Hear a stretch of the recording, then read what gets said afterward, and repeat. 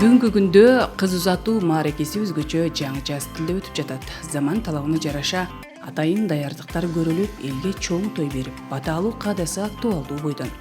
Кыз бала улуттук стилди камтыган кооз көйнөктөр менен ажарына чыгып узатылууда. Ооба, кыз узатуу мурда бул азыр ар бир үйдүн, ар бир кыздын үйүндө болуп калды да бул. Биздики чоң салтка айланып калды да. Сөзсүз баягы узатылган кыз үйдөн сөзсүз кыз узатуу менен узатылып атат. Анан кийин баягы мына баткен тараптарда жок, бирок эми баткен тараптарда дагы башталды да. Кыз узатууга арналып тигилген көйнөктөрдүн биринен өтүп бири кооз, көз жуусун алган улуттук көйнөктү тандоо да оңойго турбайт. Ар бир учурдун өзүнө жараша стили болуп, улам жаңыланып турат. Мындай учурда адистин кеңеши жардамга келет. Булар баягы көбүнчө Казакстандан келет. Бул эми казак кыргыз бир тууган деп коет го.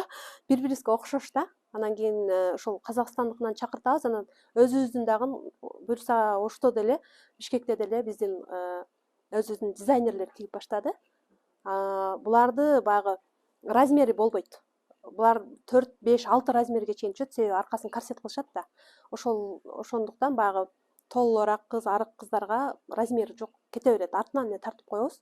Анан тандаган келгенде баягы көбү кыскасын тандайт. Жашыраак көрүнөйүн депчи.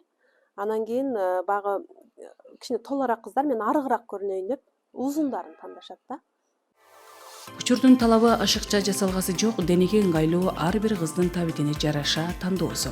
Албетте, баары идеалдуу үлпөт көйнөктү кыялданат, бирок ошону менен бирге кыргыздын накта оймо чиймелери түшүрүлгөн нукуралуулукту жоготпоо да зарыл. Кыз узатууну эшиктен келген кыз эле кызыл дейт негизи. Кызыл да бизде. Анан кийин көбү айтат, жок кызылды көп кийип койду деп акка.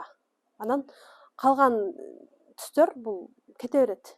Негизи модадан калбайт. Анан Кыз узатуу тоюна илгертеден эле ата-бабаларыбыз олуттуу көңүл буруп келишкен. Мурда кыз узатуу кыздын айылында эртең менен күн чыккан маалда башталып, жеңелери кыздын чачын экиге бөлүп өрүшчү. Даярдалган сөйкө, бой тумар, шакек, билерик жана башка кооздуктарын тагып, шөкүлөсүн кийгизип, атайын жабдыктары жасалгалуу атка мингизет эле. Андан бери жыл тогушуп, мезгил алмашып, замандын талабына ылайык бул салт да өнүгүп өстү десек болот.